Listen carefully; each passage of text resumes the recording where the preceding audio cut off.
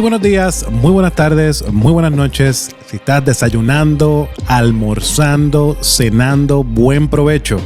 Bienvenidos a nuestro programa Madurando en Cristo, nutriendo el alma, creciendo en gracia. En Madurando en Cristo buscamos crecer y madurar en nuestra fe a través del conocimiento de Cristo y su palabra. ¿Cómo lo hacemos? Ofreciendo enseñanzas prácticas y aplicables que fomenten tu caminar cristiano y glorifiquen a Dios. Dios te bendiga. Mi nombre es Carlos Maisonet. Soy el pastor de la Iglesia Hispana Bautista Raham en Longwood, Florida. Me acompaña aquí mi hermano, amigo, también pastor Edgar Nazario de la Iglesia Tabernáculo Metropolitano en Orlando, Florida. ¿Cómo estás, Edgar? Muy contento, como siempre. Si notas, tengo una voz un poquito más poderosa. Tenés como que voz de locutor hoy. Esta noche voy a comenzar a dar las introducciones de las promociones de las novelas en Univisión. Claro. Así que, pero no, bien contento de estar juntos. Yo creo que este programa será una parte 2 de lo que comenzamos la última vez. Un tema que creo que es de mucha importancia para cada cristiano.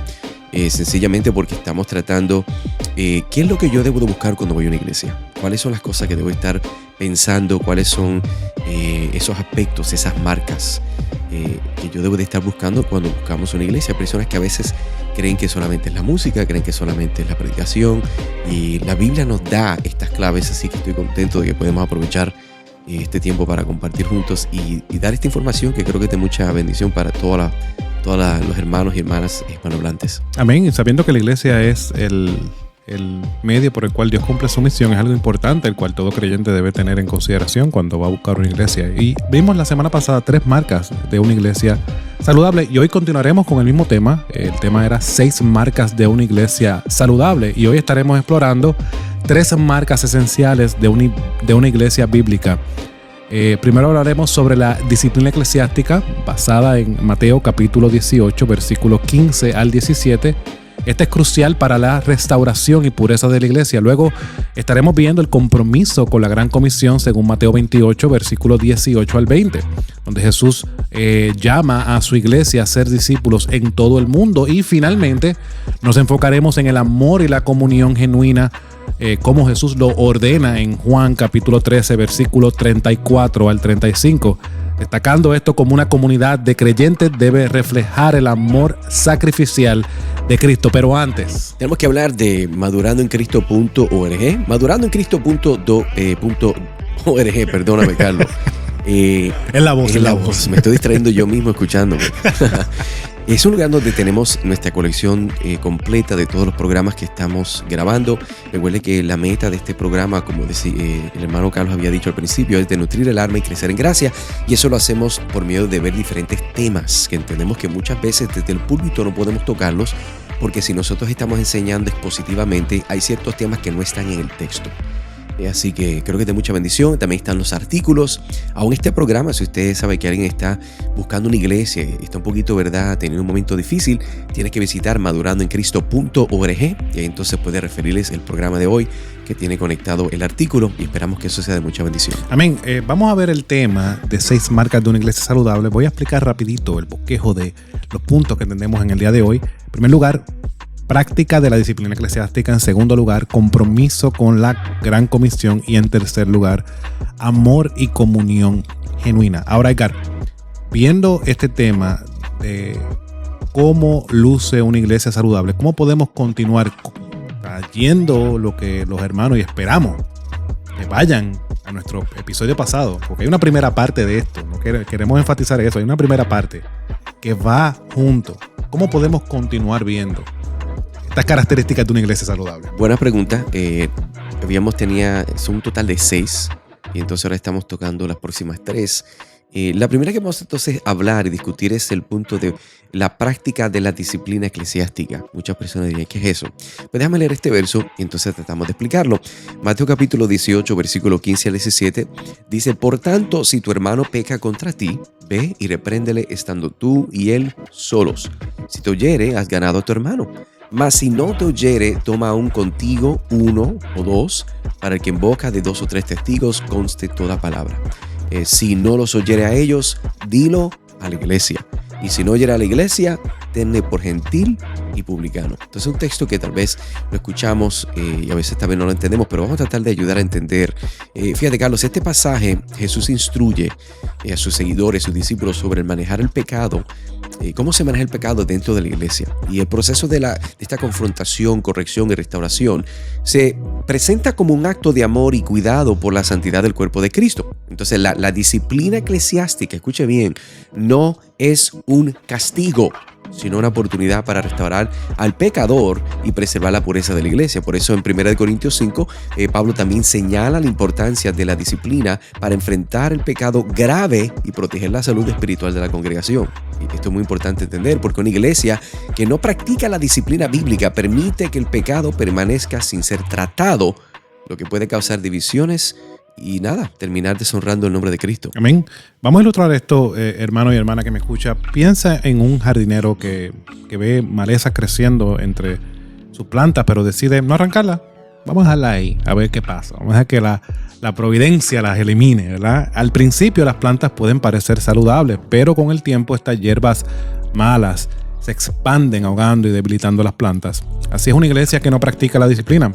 Permite que el pecado crezca y dañe la salud espiritual de la congregación. La disciplina es arrancar esas malezas para que la iglesia, en este caso la planta, pueda florecer.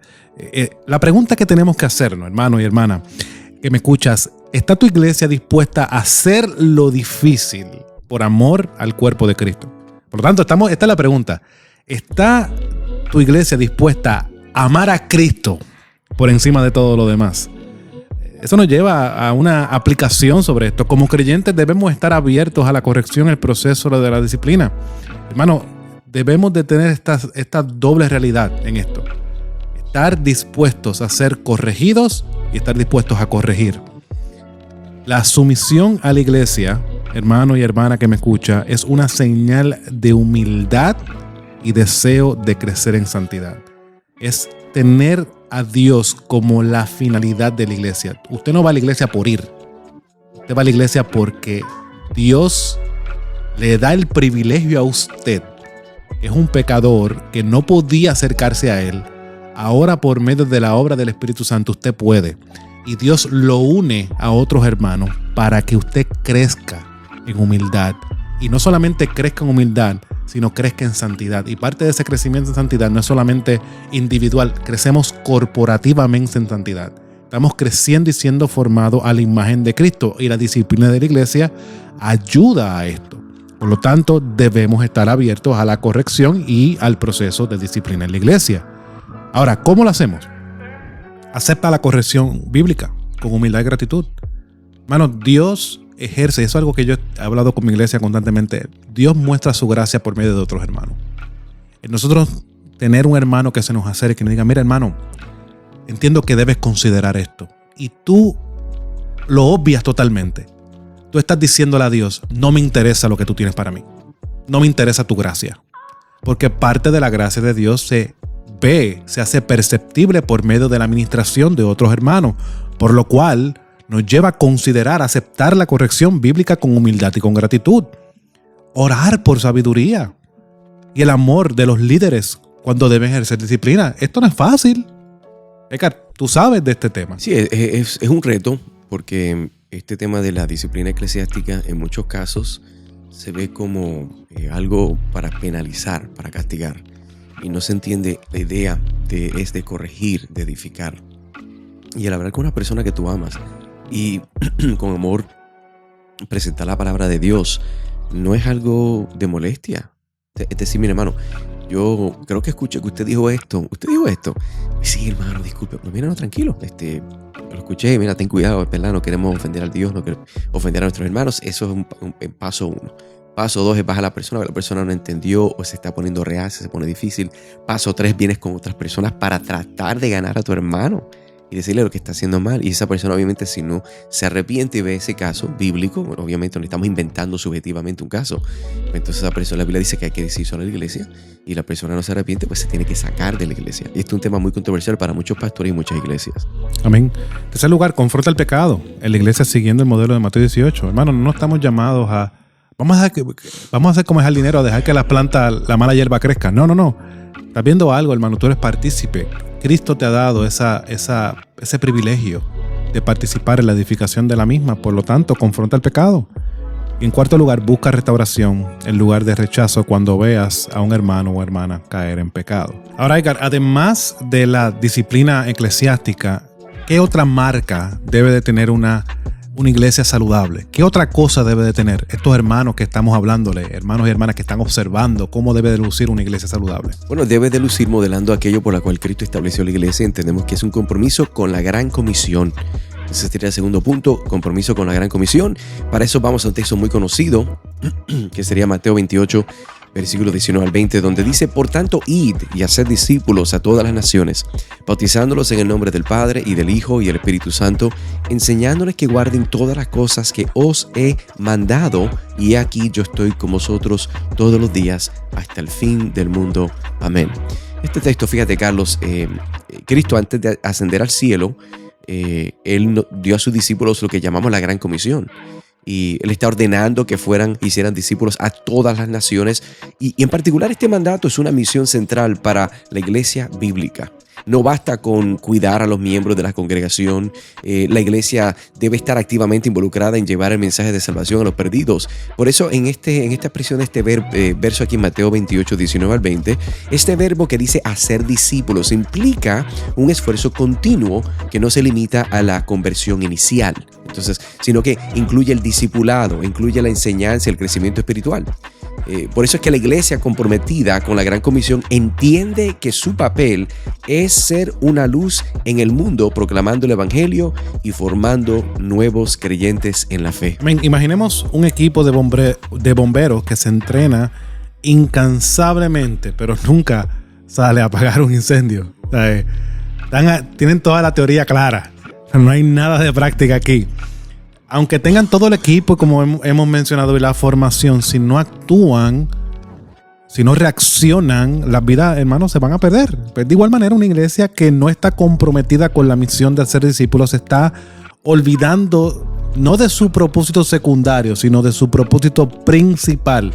En ese texto vemos que Cristo dice claramente: toda autoridad me ha sido dada en los cielos y la tierra. Por tanto, id y haced discípulos. Entonces vemos que el punto principal de que ahora Cristo tenga autoridad es para que esa representación se continúe expandiendo, que es lo que se conoce la extensión de su reino. Por lo tanto, mi hermano, estamos olvidando nuestro punto principal si no lo estamos haciendo. Estamos rodeados de personas que necesitan escuchar el evangelio, y ahora debes de preguntarte, ¿tu iglesia está respondiendo a ese llamado urgente con autoridad de Jesús a sus discípulos? Por lo cual nos lleva a la implicación de que el creyente debe de participar activamente en la evangelización y el discipulado, entendiendo que la misión de la iglesia es compartir el evangelio y enseñar a otros a seguir a Cristo. ¿Cómo debes hacerlo? Eso es lo más importante. Sé intencional. Esta palabra yo lo he estado utilizando recientemente con mi iglesia en mi iglesia constantemente. Sé intencional en compartir el evangelio. Sé intencional en todo como creyente. Porque tenemos la intención, el fundamento para hacer lo que es la gloria de Dios y la salvación que Cristo nos ha dado. De igual manera, en el evangelismo debe de hacerlo así. Sé intencional para compartir el evangelio. Sé intencional para ser discipulado. Esto no se trata de que, estoy esperando que el pastor me enseñe. No. Tú tienes que ser intencional aquí. En segundo lugar, apoya a los ministerios de evangelización. ¿Qué está haciendo tu iglesia? ¿No está haciendo nada? Pues, ¿cómo tú puedes aportar a eso? Involúcrate, en tercer lugar, en el trabajo misionero, ya sea local o internacionalmente. Yo me topo con muchas personas que solamente ponen un dinero en una caja en la iglesia y no saben lo que la iglesia está haciendo. ¿Cuál es la ayuda misionera que mi iglesia está proveyendo? Yo diría también que este llamado de involucrarse, mira qué curioso es, Carlos, que hay personas que dicen: es que yo voy a ir a Guatemala, a otra parte del mundo. Tremendo. Pero amigo, amiga, hermano, ¿por qué ir a otra parte del mundo, a otro país, a otro continente, a predicar el evangelio y ni siquiera has tomado el tiempo de hablar con tu vecino? O sea, eso es algo que es una contradicción de la vida cristiana. Si tú tienes deseo de que otros vengan a conocer de Cristo, tú no tienes que viajar a Asia, tú no tienes que ir a Tailandia. No, puedes hacerlo aquí. Es más, en el caso nuestro, nosotros radicamos y vivimos en la Florida Central. Entonces, nosotros somos la capital del turismo. Aquí todo el mundo viene. Aquí si yo voy caminando en ciertas áreas, voy a encontrarme todo tipo de personas y yo puedo comenzar conversaciones con ellos de la palabra de Dios, del Evangelio. Así que yo creo que este punto, Carlos, es muy importante entender que nosotros debemos de involucrarnos en este trabajo misionero, porque cuando vamos misionero, por alguna razón la gente piensa foráneo. Fuera y no están pensando local. Fuera de lo que conocemos, ¿verdad? Fuera de Estados Unidos, ¿verdad? En nuestro contexto. En cuarto lugar, discipula nuevos creyentes. Tú tienes parte de la gran comisión, tienes el Espíritu Santo. Pero es que yo no sé la Biblia, Carlos, como el pastor, como los hermanos que sirven. Y cuando hablas de discipular, estamos entendiendo que eso en muchos casos es un proceso riguroso de la Biblia. O sea, yo no puedo hacer eso. Eso es lo que mucha gente dice, sí, que tú dirías. Sí, no. Todo creyente que tiene el Espíritu Santo, que conoce conceptos, puede involucrarse en la vida de otros. El discipulado puede llamarse como formal o informal. Discipulado formal es el que estás mencionando, el ir por un libro, ir por algo específico. Eso podemos decirle que es más para los pastores. Pero en este caso, el discipulado informal es tú involucrarte en la vida con otros hermanos. Mira, invita a un hermano a un café. Ves un hermano, por ejemplo, como estamos hablando de la disciplina de la iglesia, un hermano en debilidad en una área. ¿Qué debes hacer? Bueno, déjame coger e invitar a ese hermanito. Hermano, ¿qué vas a hacer este sábado? Pues mira, yo te voy a invitar a tomar un café. Y en esa conversación amena, que a lo mejor no están yendo un libro específico de la Biblia, tú estás trayendo sabiduría bíblica y estás diciéndole a este hermano, mira hermano, tú has considerado esto, ¿qué tú piensas de esto? Entonces, al estar conversando con ese hermano, el hierro con el hierro se va afilando. Correcto. Tú estás conociendo a ese hermano y estás siendo útil en involucrarte e invertir tiempo en su vida, y ese hermano también está invirtiendo en tiempo en tu vida. Y de esa manera, poco a poco, y es una manera en la cual podemos discipular. En otras palabras, me estás diciendo que el discipulado puede ser tan sencillo como yo pasar tiempo con otro cristiano. Claro que sí. Y motivarle en su caminar espiritual, hablar de su vida, compartir la palabra, tal vez, ¿verdad? Testimonio de cómo Dios me ha ayudado en esta área que esa persona tal vez está teniendo una prueba. Hago la aclaración, Carlos, porque hay personas que piensan que solamente es el aspecto formal. Muchas iglesias tienen una noche de discipulado. Una persona no entiende que el discipulado puede ser tan fácil como ir a Starbucks o el lugar donde a usted le guste, sentarse a hablar cómo está tu vida, cómo está el trabajo, cómo está tu familia, pero etcétera. Antes de yo ver ese discipulado formal y categorizarlo en esa manera nada más, yo tengo que ver la vida de Cristo. Cristo tomó a 12 hombres y Él los discipuló, fueron sus discípulos, sus seguidores, que lo siguieron nada más en un momento específico para discutir un libro de la Biblia. Eso es lo que vemos. Vemos en diferentes circunstancias, ellos tienen una vida en comunidad. ¿Y qué hacían? Se ministraban, veían a Jesús en diferentes etapas, fungiendo de lo que debía hacer. Y en medio de sus errores, Jesús tomaba esa oportunidad. ¿Para qué? Para corregirlos. Sí que tiene sentido. Y eso es lo que estamos tratando de motivar a las personas que nos escuchan, que el discipulado es algo sencillo, aunque tiene un aspecto más formal, pero no estamos diciendo que toda persona debe hacerlo formalmente, porque eso puede ser inconveniente para muchos. Claro que no. Bueno, Edgar, hemos visto ya la realidad de la disciplina o como una marca saludable de una iglesia, la disciplina eclesiástica. En segundo lugar, el compromiso con la gran comisión.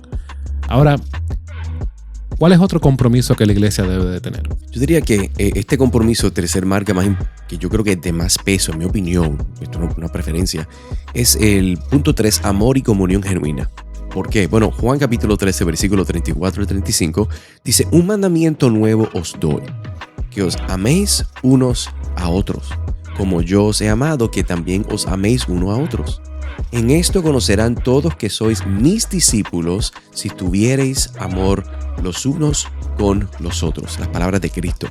Particularmente, Carlos, en este pasaje, Jesús da un mandamiento claro a sus discípulos. ¿Qué es lo que está diciendo? Que os améis unos a otros como yo he amado. Eso es muy importante porque el amor genuino entre los miembros de la iglesia es una señal distintiva de una comunidad bíblica.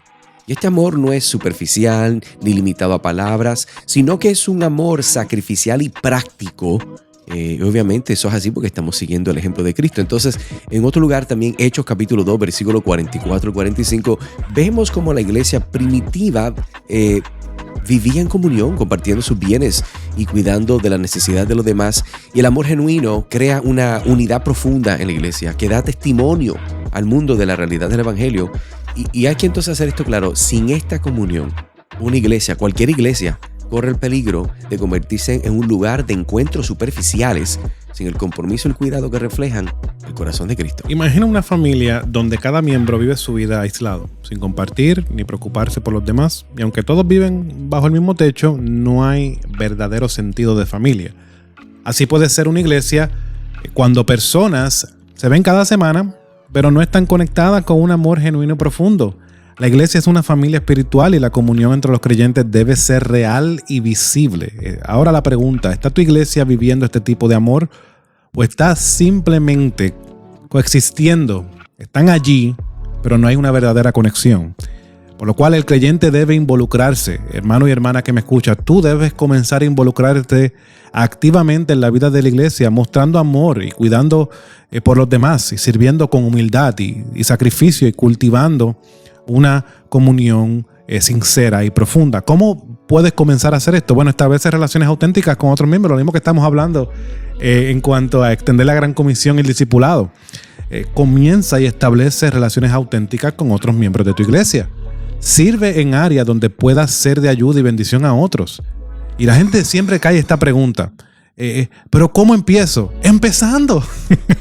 Esto es fácil y sencillo. Sí, pero es que eso no... yo imagino personas dicen, pero Pastor Carlos, yo no sé qué significa empezar. Empezar es empezar, hermano. Escúchame bien, amigo. Es sencillamente comenzar una conversación. Hola, ¿cómo estás? Mira los ejemplos de Cristo. Cuando Cristo iba a evangelizar, Cristo sencillamente hablaba con la gente. Él dijo a la mujer que estaba en el pozo, dame de beber. Mira cómo comenzó. Ni siquiera una pregunta. Él comenzó, como él dice, con un mandato, con la meta de hacerla interactuar con él, porque ella le dice, pero ¿agua de dónde? Si tú ni siquiera tienes un jarro para meterla. O sea, fue a propósito. Y a veces nosotros, sencillamente comenzando una conversación así fuera del aire, es algo sencillo, intencional, que yo creo que va a ser de mucha bendición. Amén. En tercer lugar, practica la hospitalidad, invitando a otros a compartir tu tiempo y vida contigo. Muchas veces esto es difícil para nosotros. Vivimos una vida demasiado aislada. Hemos comprado el individualismo que nos han vendido. Hermanos, debemos de romper con eso. La iglesia no funciona así. Practica la hospitalidad. Invita a otros a compartir. Invita a otros a cenar en tu casa. Cuarto lugar, busca oportunidades para mostrar el amor sacrificial de Cristo en acciones correctas. Bueno, en conclusión, Carlos, podemos ver, en totalidad hemos explorado estos próximos 3 puntos, que son unas marcas esenciales para una iglesia bíblica. Vimos la disciplina eclesiástica, el compromiso con la gran comisión y el amor y la comunión genuina. Y estas características no solo mantienen la pureza y la misión de la iglesia, sino que también fomentan una comunidad sólida y amorosa. Y entendemos que una iglesia que practica la disciplina es una iglesia que cuida de sus miembros y protege su testimonio. Una iglesia que está comprometida con la gran comisión es una iglesia que entiende su propósito misionero y su responsabilidad de llevar el evangelio al mundo. Y una iglesia que vive en amor y comunión genuina, Carlos. Es una iglesia que refleja la naturaleza de Cristo en sus relaciones internas y externas. Déjame explicarle algo que yo creo que es muy importante que entendamos todos. Las cosas que nosotros estamos apuntando, estas marcas que son 6 en total, estas marcas son parte de los mandatos de Cristo a la iglesia. Amén. Yo creo que usted esté claro conmigo. No es que nosotros, pues ¿cuáles son las marcas que queremos, Carlos, ponernos? Aquí nosotros no nos inventamos esto. Esto viene directamente de los mandatos de Cristo. Y una iglesia que se rehúse a llevar a cabo estos puntos se tiene que arrepentir. Porque está pecando directamente con el Rey de Reyes y Señor de Señores, que es nuestro Señor Jesucristo, que nos mandó a hacer este trabajo. En su iglesia tiene que haber amor y comunión genuino. En su iglesia tiene que haber compromiso con la gran comisión. En su iglesia tiene que haber una práctica de disciplina eclesiástica. ¿Cuántas iglesias se están pudriendo por tanto revoluce y nadie hace nada? No, porque que si el cantante, que si que si el otro, que si el diácono. Usted ha escuchado los revoluces y nadie hace nada. Dios va a juzgar esa iglesia y esperemos que se arrepienta próximamente y que Dios traiga bendición. Oremos por eso. Sí. Carlos, gracias como siempre. Siempre un placer. Por estar con nosotros una vez más. Amigos, te invito a que vayas a madurandoencristo.org, madurandoencristo.org, donde tienes todas estas grabaciones y también los artículos. Esperamos que sea de mucha bendición. Así que Dios te bendiga, Dios te guarde. Y continuamos en nuestro próximo programa de Madurando en Cristo, nutriendo el alma, creciendo en gracia. Dios te bendiga.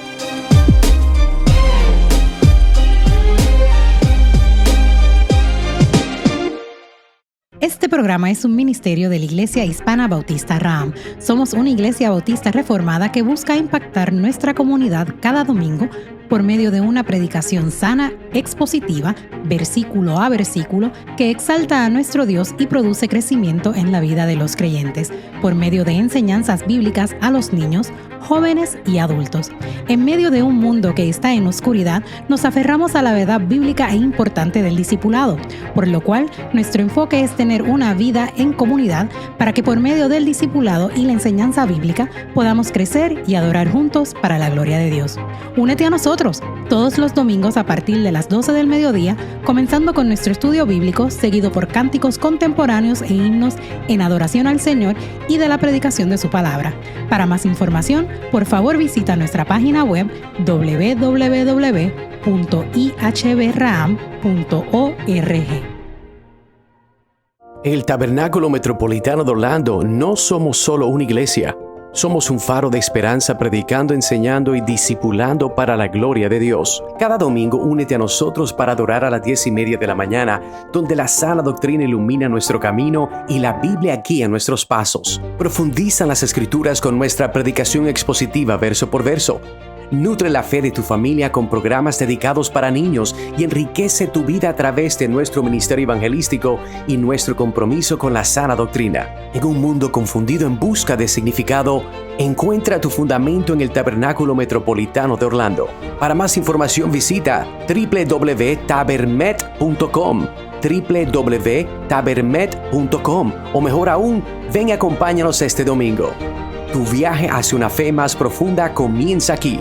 Tabernáculo Metropolitano de Orlando, predicando, enseñando y discipulando para la gloria de Dios.